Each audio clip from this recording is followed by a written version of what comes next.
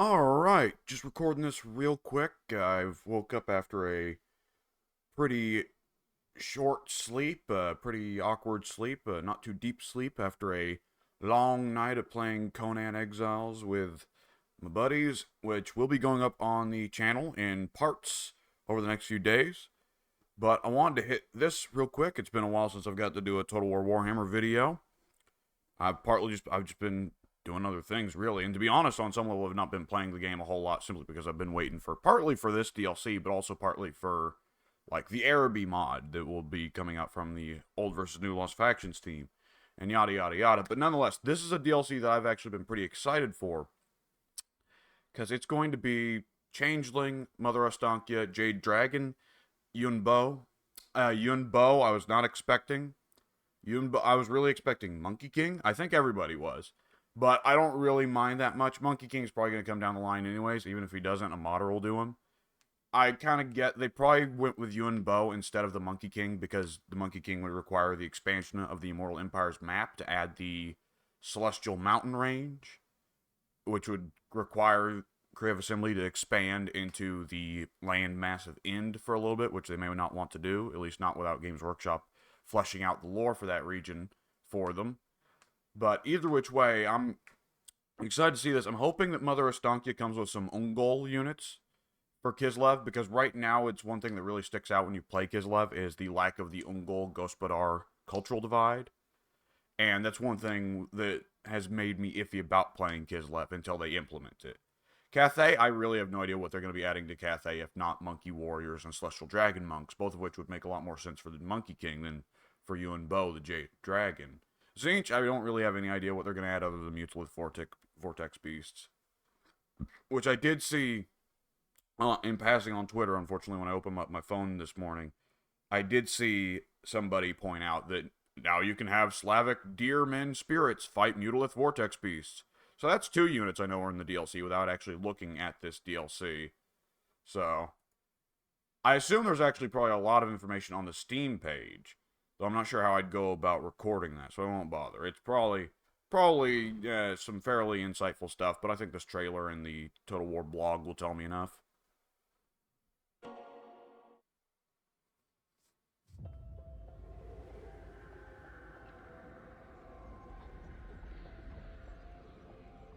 I thought the Changeling... I will say, it's weird to see the Changeling go against Yun Bo and Astankia, just because the little bits of teaser we've got for the Changeling so far, it indicated that Changeling was trying to basically ruin the reputation of the Monkey King. So it's kind of weird he's going to be going up against not the Monkey King.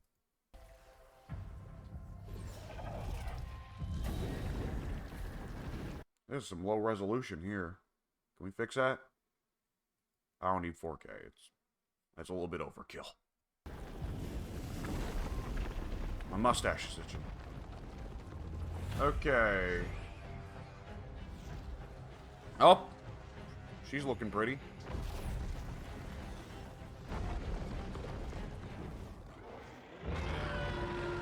Okay, hang on. So, I assume Changeling is messing with Ostankia's house there. I could be wrong. And we've got some kind of weird Warhound unit that it looks like Kislev's going to get access to now. And I assume this is some kind of, like, Kislevite, wild man kind of unit. I hope that there are Ungol units. I hope I didn't just jinx myself and now there won't be any Ungol units at all. Because that might be a direction that Games Workshop or Creative Assembly wants for Kislev, is to get rid of the ethnic divide between the Gospodars and Ungols. Which, if they do, I can definitely live with that, but that would kind of remove a little bit of the charm of old Kislev. But yeah, we've got some kind of mutant dog monster here. And the big deer monster that everybody talked about.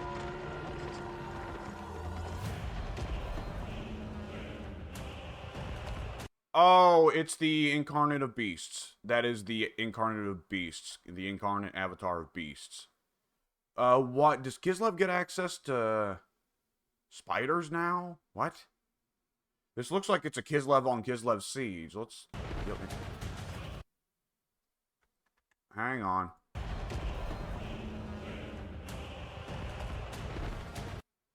So there's someone riding these creatures. Okay, so they haven't gone for Ungol themed stuff here at all. It seems I was dead wrong. Well, I guess we'll see in a bit, but it seems like the focus of the Ostankia DLC was all Slavic folklore beasts. Which, to me, I still kind of think of Kislev as an army that doesn't get access to monsters outside of the Elemental Bear, and the Elemental Bear is so prohibitively expensive. So I guess this DLC is going to make Kislev more of a monster army. That's going to be a big change. That's going to be weird.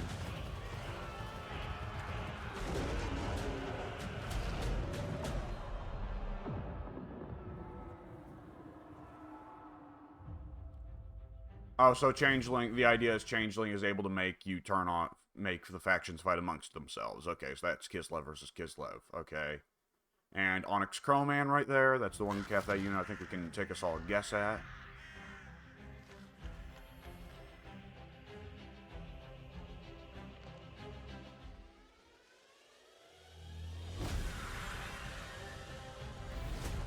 Those don't look like Crowmen. Okay, we have a new Sumloot Lord type. That's a Cold Hellbrass, definitely, as a legendary hero. I can tell the shape of his helmet. We've got some kind of new legendary lord or legendary hero for Cathay that's got some kind of Warhammer that they're carrying. And I can see in the distance already that the Cathay now has access to the Temple Dogs.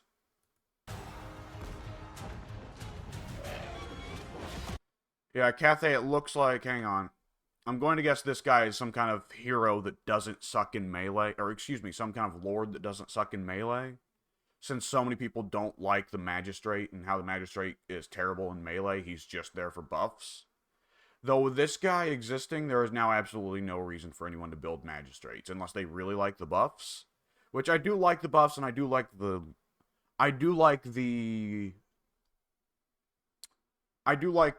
lore side of the Magistrates. I think the lore side of the Magistrates is cool. But, like, with this guy added to the game, I'll be one of the last people using Magistrate Lords. Unless Kriv simply gives them a big buff in the support category. Very excited to see Akold Hellbreast, though. He's one of my favorite Chaos Lords. And is that a Manticore? Or is that a Chimera? I can't tell. I guess we'll... That is a... Basilisk. That is a Basilisk. Okay, that's cool to see the Chaos monsters get thrown in that have been kind of ignored. I'm curious if they'll get the Chimera in via one of the other Chaos DLCs, because the Basilisk is a really cool one to see added. Okay, Cathay also has some kind of weird juggernaut thing drawn by horses. So Cathay's new units seem to be some kind of little Onyx, like not full-blown Onyx Crow men, but like some kind of little crow dogs? I don't know. I didn't get a good look at them. The Temple Dogs and this kind of weird Juggernaut. I assume it's supposed to be some kind of take on like the War of the Three Kingdoms Juggernaut that was used against the Non-Mon in the TV show, which was later put into Three Kingdoms. Total War Three Kingdoms, excuse me.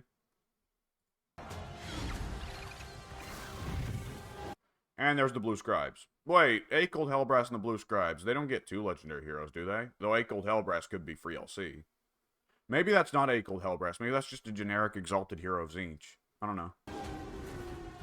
By the way, I'm going to be aware there's going to be several people watching this video, and they're going to be pulling up the Steam, store page for this and going, well, actually, no, it's this and that. I don't have it up right now. I'm watching the trailer. Give me a second. There we go. That's the piece that everybody was looking for. The Mutalith Vortex Beast. Good old-fashioned big money monster.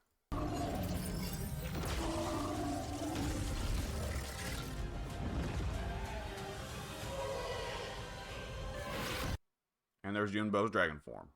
Whoops. Accidentally unfull screened it. There we go.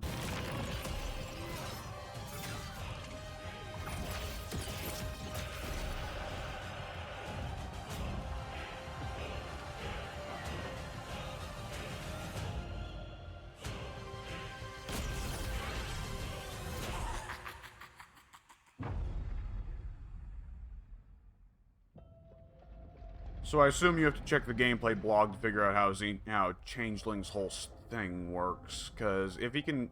What can he turn into? I assume it's a limited pool of things he can turn into, or maybe it's some kind of thing like maybe he has to catch someone like Eltharion to turn into them. All right, that trailer's done. So, yeah, let's see. Well, let's go back actually and take a look at that crow because we got a good look at him there.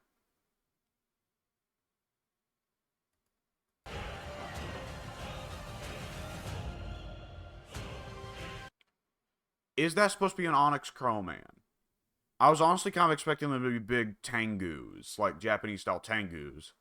But I would prefer it this way because that still leaves Tengus open for the Nippon mods to open up. But yeah, I was expecting Onyx Crowmen to be heroes, honestly, and big and powerful and scary. If they're a set of flying cheap monsters or relatively cheap monsters like Fellbats, that's quite the twist. And if that is the case, that's a big change for Cathay, because Cathay does not have anything like that in the game right now. That would give Cathay quite a bit more offensive options, come to think of it. Because there's not many races that get access to cheap flying units like that. Alright, that's interesting. Alright, let's check the Changeling blog. There we go. So, 4 new legends that will turn the world of Total War Warhammer 3 on its head. With them comes new units, new campaign mechanics never seen before in Total War, plus much more that will be revealed in the coming weeks.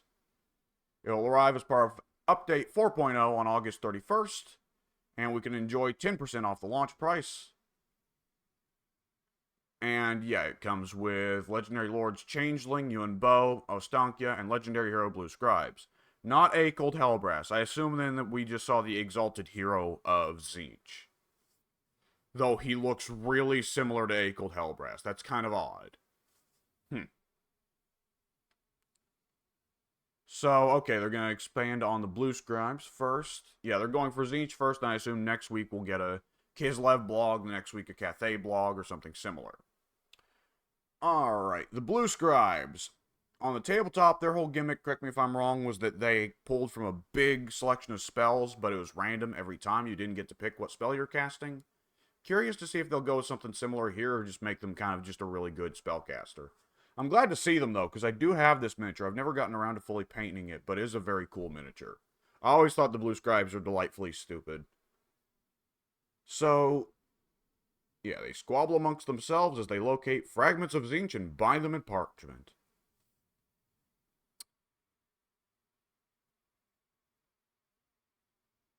Tzeentch is never truly random. The results can be spectacular, unpredictable, and bizarre. So they're shooting for something that isn't random. That does make sense. Because I was wondering, like, I don't think they'll make the Blue Scribes truly random, because Crib Assembly doesn't like to go for RNG stuff for battle mechanics so much. There's some stuff that's, arguably RNG, but comparatively, RNG is something that Crib Assembly is more of a fan of from the campaign design perspective, and even then, they've kind of gone down on it, No, they've kind of cut down on it in the past few years. At least it seems to me. So, as a wacky caster, legendary hero grows in power as spells are cast around them thanks to their spell siphon passive. Meanwhile, their innate ability, Scrolls of Sorcery, grants a random spell selection at the start of battle. These are shuffled and randomized once again whenever a spell is cast. Chaos, Big Blue Chaos. I see, okay. So they have access to a selection of spells which are randomized every time you cast. Okay, how big is that spell selection? Is it 3 spells, 6 spells? And how many lores can you draw from? Because if you draw from all 8 of the core lores plus the lore of Tzeentch, that would be really interesting, especially if the game happens to go ahead and give you like, oh, well, oops, all 3 Vortex spells. We're giving you the old Flame Tornado from Lore of Fire. We're giving you the, the Banishment from Lore of Light. And we're going to go ahead and give you the Flames of those little cones of Tzeentch, which I can't remember the name of at all, from the Lore of Tzeentch. And if you don't want a Vortex spell, then just cast this somewhere else and waste the Winds of Magic, because you're not getting anything else until you spell cast. I don't know, that could be interesting, though. That could be really fun, depending on what bonuses the Blue Scribes get that make up for the fact that you don't get to pick their spells. And here we go, the Changeling. We're going to get some lore. His true form is lost to time, with only Tzeentch recalling his true appearance. Even the Changeling himself, I believe, has forgotten what his true appearance looks like. As a lover of conflict, confusion, and discordance, the Changeling uses warfare as a distraction for those consumed with violence or easily deceived. He uses the lore of Tzeentch. He claims the forms of those he defeats or forms an alliance with through the Formless Horror ability. So either beat them or form an alliance with them. He can then pick and choose from this collection over the course of a campaign, mimicking stats, abilities, spells, and appearance. With a passive ability, Cloaked and Cowled, the Changeling gains a defensive buff, allowing him to stalk his prey, remaining hidden while on the move, and gaining a boost to his ward save. He is a wizard with Stalk who can also change his form to match, what, other lords and heroes? With the active ability Deceiving Shadows, he can create illusions resembling his natural form that roam the battlefield, toying with your opponent's grip on reality. So he's got the thing that Aletha does, because Aletha had that way back early on in Warhammer 2. But he really was the only unit that got it. Nobody else ever got it. So the Changeling, hang on. Does he have a peace symbol on him? The Changeling has a peace symbol on him. Why is that? That doesn't seem right. That doesn't seem... Changeling is a big proponent for total peace hammer? I don't get it. Anyways. Yeah, I'm curious. Like, I assume he can't copy the form of legendary characters. But if he can copy the form of really any lord or hero... Well, was that an Ice Witch that he copied the form of? I don't remember the difference between the Ice Witch and Frost Maiden models. It's been too long since I've played the game. I've just been getting so deep in other games. That was an Ice Witch model, wasn't it? Okay, so he can probably just imitate lords, can't he? That's still interesting, though, because if he can just do that, you probably want to take the Changeling to fight the races that have access to the best lords as early as possible. So you probably don't want to go messing with humans for a while, because humans generally have pretty bad lords. You probably want to fight vampire counts, or find another chaos race that has access to greater demon, to exalted greater demon legendary, not legendary, but exalted greater demon lords, so that you can change the Changeling into the form of, let's say, an exalted bloodthirster. Because that seems really strong. However, I assume it's not necessarily just this way, because that is just so simple. Why would you ever turn into a general of the Empire when you can turn into an exalted bloodthirster? That's interesting. I guess we'll find out more about that mechanic with time. The Trickster Cults. The Changeling cares not for the settlements of his own. He outright refuses to capture any. Oh, he's a horde. Instead, he infiltrates... he's not a horde. He infiltrates already established settlements and plants his cults deep within the city walls. After besting a settlement in battle, the Changeling may choose to sack or raze what he has conquered, or instead, sneak in his cults undetected. From the enemy's perspective, it looks like he starts out close to Marienburg. That could cause problems for a few mods. At the same time, it looks like he's got a weird, unique settlement style, so I guess we'll be reading about that. After he beats a settlement, he can sack or raze, or sneak in his cult undetected. From the enemy's perspective, he's attacked, taken what he wanted, and left as quickly as he appeared. So it appears like he's sacked when he's actually left a cult. Okay, that's cool. The Changeling can then construct either parasitic or symbiotic buildings within a settlement for a variety of benefits, achieving a delicate balance for long-term gain, or indulging in short-term chaos. Symbiotic buildings increase the settlement's main income, up how much treasure can be siphoned from it, and spread propaganda to improve diplomacy and turn factions against one another. Okay, that's interesting. So Changeling is almost going to be playing more diplomacy with the factions of good, similar to Slaanesh, really. Parasitic buildings cripple the host settlement, enable the spread of corruption in an infiltrated region, open rifts for demon armies, or plunder it from within without the need to siege the city walls. A parasite is more easily discovered than a symbiote. So these unique Tzeentch cults are similar to the cults that the Skaven get access to, where they can be discovered. I forget, can the cults accessible to the regular demon factions, the mono-god factions, can they be discovered? I don't remember. I honestly haven't put in that much time with any of them because I've just been kind of waiting on DLCs to flesh a lot of them out. Also, I'm just not that big of a Khorne fan. Changeling loves chaos. When a faction has learned to trust him, he may opt to self-destruct his secret buildings and deploy his own armies, spawn rebels at the border, or plunder the settlement without ruffling too many feathers. Stealth is key, however, as making too much noise increases the risk of being discovered, and Karl Franz isn't going to be happy when he learns Altdorf has been used as a conduit for the Changer of Ways' most perplexing prankster. Okay, so eventually you can choose to pop the cults, similar to how the Skaven can eventually pop their undercities to spawn an instant army. You can do something similar here. Though, the ability to spawn rebels, I don't think anyone's ever going to end up using that. The AI in Total War Warhammer is pretty good about just shutting down rebels pretty quickly. Let's see. Schemes. Oh, hey, we got Zongores. Schemes. The Changeling perceives the world as a series of theaters. Battlegrounds of wits in which you can enact schemes that sow discord, gain rewards, open rifts, and continue onwards along the path to the grand scheme. With enough schemes enacted within a theater, perhaps by taking the form of Manfred von Karstein and commanding his thralls to perform a ritual at Castle Drakenhof, a grand scheme becomes available. This triggers a mighty set-piece battle that, when victorious, showers the Changeling with special rewards and campaign-changing consequences. The Changeling scheming doesn't just exist within the campaign layer, either. He can use the resources gathered from schemes to assist in battle and throw off the opponent's strategy with wildcard spells and abilities. Take down Orion's forces as Orion himself while leveling the battlefield with Skaven Doom rockets for some unexpected direct destruction, or acquire Khorne's chainsword and use it against him. He doesn't simply play chess, he flips the board. Okay, so these are, I see.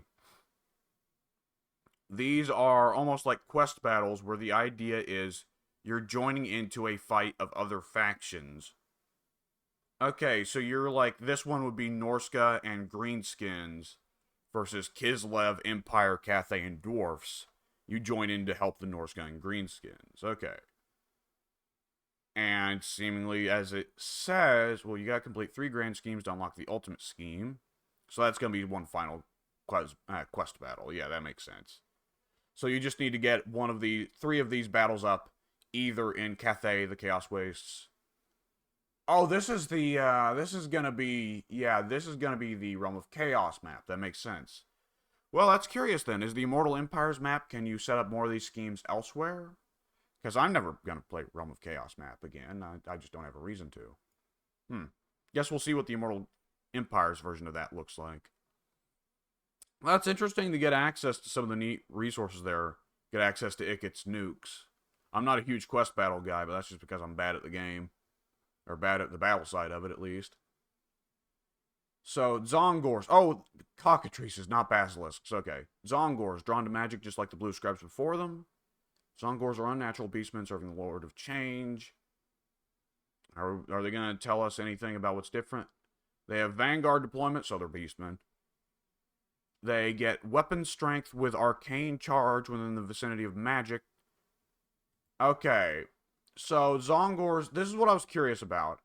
With the DLCs, will they start looking into the God-blessed variants of the Beastmen? And it appears the answer is yes. The Nurgle DLC will probably come with Pestigores. We'll probably get Khorngores and Slongores down the line as well. Which is cool. I like that. I like that they're bringing back the Beastmen being blessed by the gods. I didn't like that lore change they made, where the Beastmen couldn't be blessed by the gods anymore, where they couldn't be marked.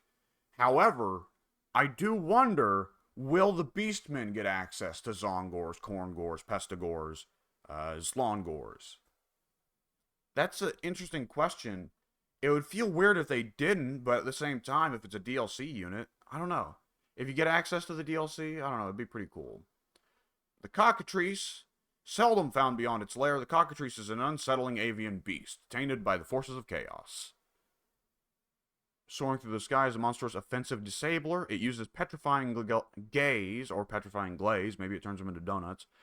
Petrifying gaze to slow enemies, bringing their charge to a crawl before dousing them with acidic vomit to apply heavy poison and striking them with its mighty claws. How rude. So I've noticed this is the head of a phoenix. The little ridge of bones running up from the beak is not a phoenix, but it looks very similar to this looks remarkably similar to a phoenix's head. And what specifically made me notice this is the eyebrows of the feather eyebrow that sticks up, like so. Not that I'm complaining, I'm actually generally a fan of asset reuse, as long as it doesn't look silly, and this doesn't look silly. This makes sense. I personally am a big fan of asset reuse because it saves time and money. But that is a surprise. But it's going to be a big flying monster that specifically what it does is applies lots of debuffs. That's kind of interesting for Zinch.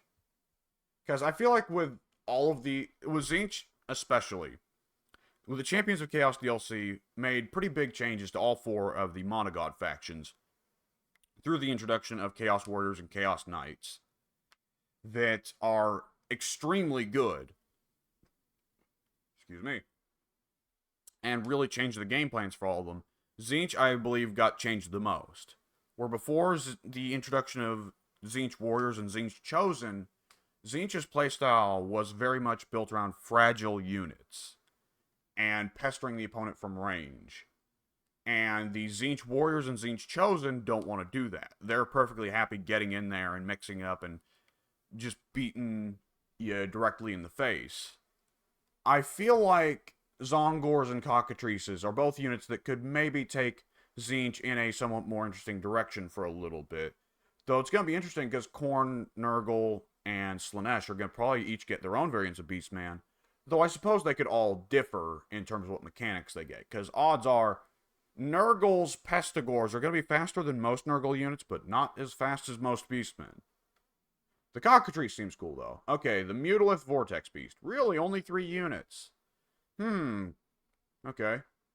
The Mutalith Vortex Beast is an abomination that should not exist. It is a fusion of monster and magic. Okay, let's see the stats. I'm not so curious about the lore here. As a monster of raw magical destruction, the Vortex Beast uses its aura of mutation pass effects to deal direct damage over the time to the area surrounding it. Okay, so he's got a similar thing to the Jabberslythe, where he's just constantly doing damage to everybody around him. So he's like a walking vortex, is that the idea? With the Gift of Mutation, nearby friendly units gain increased offensive bonuses, and the Tides of Transformation passive, Vortex Beast can activate a Matter Explosion, a self-detonation that inflicts magical damage and severe knockbacks back with the survivors suffering from disorientation. So the Vortex Beast is supposed to be pretty well a kind of center-of-the-line monster. So he's similar to, like, let's say the Mammoth for Norska, where he provides buffs, he's good at fighting crowds, you want him in the center of your army. If maybe a little bit behind the front line, and when the front lines meet, you charge him in. Because he's going to buff your friendlies, he's going to debuff enemies, and he explodes. Okay. Up next, we'll have a more in-depth look at the Changeling with the Shadows of Change showcase. Yep, so we're going to get a big showing of his mechanics. Doubt I'll record that. That'll probably be a big 30-minute video. Be a bit boring to watch. And the next 2 Legendary Lords will be over the next couple of weeks, and a full suite of patch notes when the patch arrives. Let me go ahead and pull up the Steam page on it. Just real quick. I'm going to have to figure out how to record it, though. Give me a second to crack open OBS and get to work on that. Let me see. Window capture. Let me throw that on there.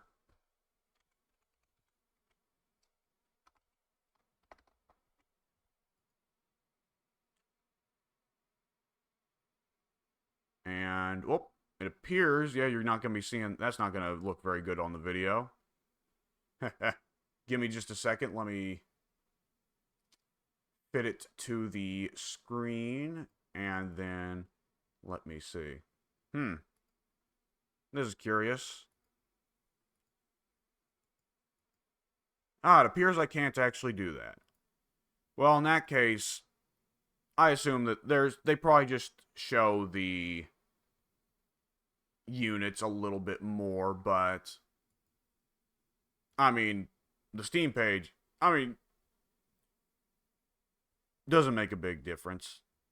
I've hit the important parts here. So either which way, this is very cool stuff. I definitely want to get back into Total War Warhammer 3 for recording at some point soon, because the Legion of Dread, or Legion of Terror mod, I think, just got released this morning or last night, I forget which. And I really want to dig in and play that one, because that one looked really cool when the old versus new Lost Factions team was showing it off. So, don't know what I'll do. It's difficult to say. I've been very busy lately with a lot of Conan Exiles, good lord. But I'd love to hit that. But this DLC, I'm really curious here. Because the Tzeentch stuff looks fine, but I'm not really a big Chaos guy. I'm more so curious about the Cathay and Kislev sides. And with Kislev, it does really look like where the Ungol Gospodar divide is pretty well gone. Like, they've just decided not to hit that. If they do, I'd be pretty disappointed. But, I don't know, I guess they have their reasons, but for me, that was a cool part of the Kislev lore. It'd be kind of disappointing to see it gone. Then again, maybe the Steam page will, I'll go open the Steam page and it'll just explicitly say on the front, here's Ungol Horse Archers as a unit Kislev gets. So, guess I'll find out then. Now the anticipation is killing me. So I guess I better go ahead and wrap this up. I will just say, yeah, Tzeentch getting the majority of the focus here, I'm not super interested in that. But Kislev, the Incarnate of Beasts, is a cool unit to see. It now makes it so that people are going to be asking for the other Incarnates, though. Which is going to be interesting, because then it raises the question of who do the other Incarnates go to. Maybe the Vampire Counts could get the Incarnate of Death? But there should be 8 Incarnates. I mean, they only made miniatures for 1 or 2 of them, didn't they? Didn't the Incarnate of Beasts? Wasn't that the only one to get a miniature? Forge World gave it a miniature, right? The Incarnate of Death definitely got rules and art, though. I remember that much. But either which way, yeah, I'm going to go ahead and wrap this up here. And if there's anything more to talk about in the future, I'll bring it up to talk about. And until then, I will see you folks later.